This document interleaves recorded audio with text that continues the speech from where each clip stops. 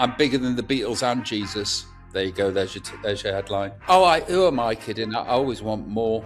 I've got a more problem. I'm a more monster. Have you got 16 #1 trophies to your name that are piled up on a shelf in your house? Oh, why would I do that? Not gonna lie, it's not. And of course, he's a generational charisma and beauty. The likes of which only come round once in a generation. So I'm a full Harry fan. Congratulations, Robbie. I mean, how does it feel to have 16 #1 albums to your name, a record holder? Absolutely insane. I'm still trying to take it all in, figure out what it all means, how I should feel. I can just tell you that I'm glad that it's happened to me. Unbelievable.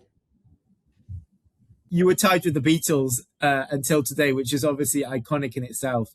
Have you? Has Macca dropped you a text? Have you heard from any of them? No, but I'm bigger than the Beatles and Jesus. There you go. There's your headline. I mean, that is just like badass, though, isn't it? I mean, to say that you're, as a record holder, bigger than the Beatles is absolutely wild. It doesn't make any sense. The Beatles, the best band to ever exist. They did everything before they split up and then achieved what they achieved with their solo careers and stuff. And here's this daft apeth from Stoke wandering into the party and claiming some sort of record that overthrows them for 5 minutes. I mean, in my life and in my mind, I'll have that mean happiness for me, but I also realize that the Beatles are the Beatles and Elvis is Elvis, and I should be stacking some shelves in an Asda in Stoke-on-Trent. So I'm just very, very lucky. I'm sure luck has nothing to do with it. You've got a lot of life in you yet, and I know you said that there's already plans for new albums. Have you got a figure in mind of how many #1 albums you want to have? I think this could be a end to the want and need in this particular field. Doesn't mean that I won't be putting out album after album, because I've got 5 ready to go. But, I can exhale now and go, okay, we did this. Who am I kidding? I always want more. I've got a more problem. I'm a more monster. The hole is unfillable. So scrap everything I've just said. I want more. And I guess in some ways it's a terrifying place to be now, because you're going to be looking over your shoulder thinking, right, who's behind me? Who's coming up and trying to take this?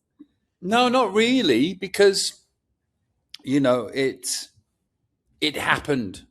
I did it.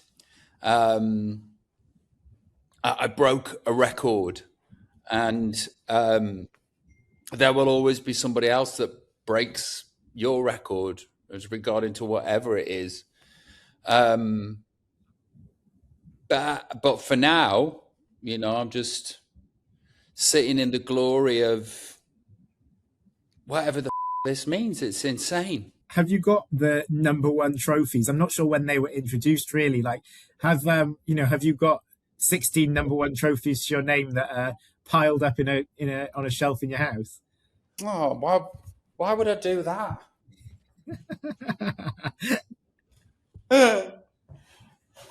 Absolutely exceptional. Why would I? They're coming everywhere with me now. Have you got all 16? You've not even lost one along the way. That's impressive. There's all 16 are there. Yeah. Are you going to keep them in the cabinet? Are they on the mantelpiece, or are they sort of scattered around the house, a doorstop here and things like that? No, there's nothing in my house that would suggest I am me and I do what I do for a living. No awards are up. No photos of me, other than the ones with my family. But it should be somewhere. Those should be somewhere. Maybe in the garage where I can, if I'm just showing people around. Oh yeah, those. Oh, who put those there? I think that's exactly what you need to do. Good idea. And it was a surprise, obviously, when the album came out last Friday. So, what was behind the decision to move it forward and suddenly drop it then? Sony recommended that we do it, and I'm always down for some. And you know, a surprise drop is very now and also very punk. So, you know, pull the levers, full steam ahead, let's go. What can you say about the 5 albums? You said they're already like done. Are they in the bank? They're ready to go? They're all demos right now. But I don't think I will be writing, but I don't think I have to write for a long time. I've already done it all. There's a vault full of stuff. You know, whether great swathes of the general public will want it from me, who knows and who cares? But I've got stuff to deliver. I always remember that in an Instagram Live in like 2020, you played a song of yours which sort of sampled or interpolated Come On Eileen.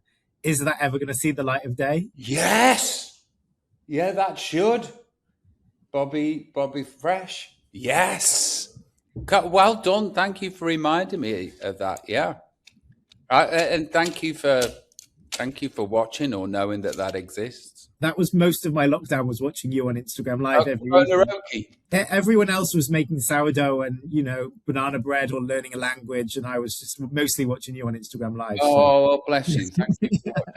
And you've just, it just came out the other week that you sort of relocated to Miami and the Maldives. How is life in paradise going? I'm not going to lie, it's not. You know, I'm done with bad weather. You know, I was out of the UK for like 24 years, and then I was in the UK, and then I know what I prefer. Unfortunately, you know, it goes dark and grey at the end of September, and if you're lucky, it doesn't stop being dark and grey until the end of May. So I'm doing away with that bit and just being in the sunshine. And if you can, why not? And why wouldn't you? And then you'll just come back here for a couple of summer months. Is that it?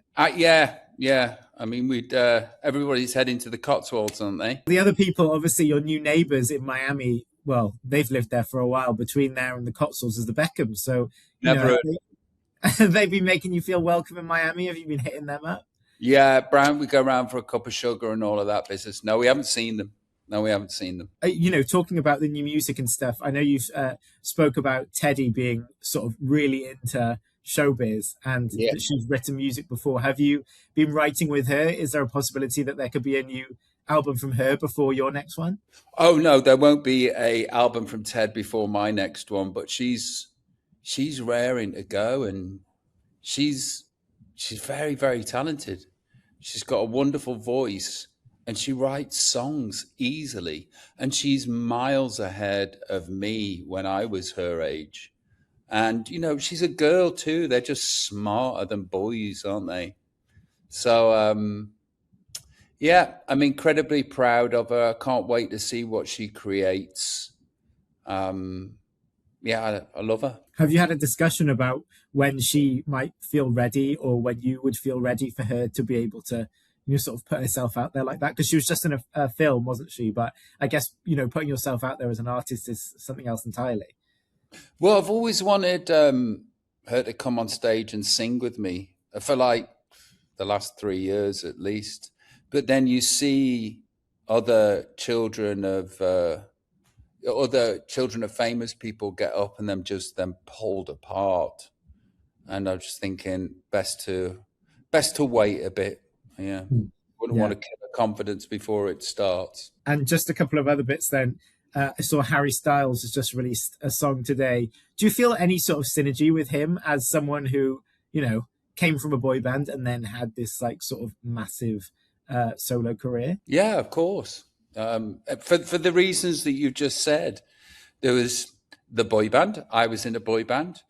Then there is the politics of being in a boy band. Then there's the politics of leaving. And then there's the politics of having a very successful solo career.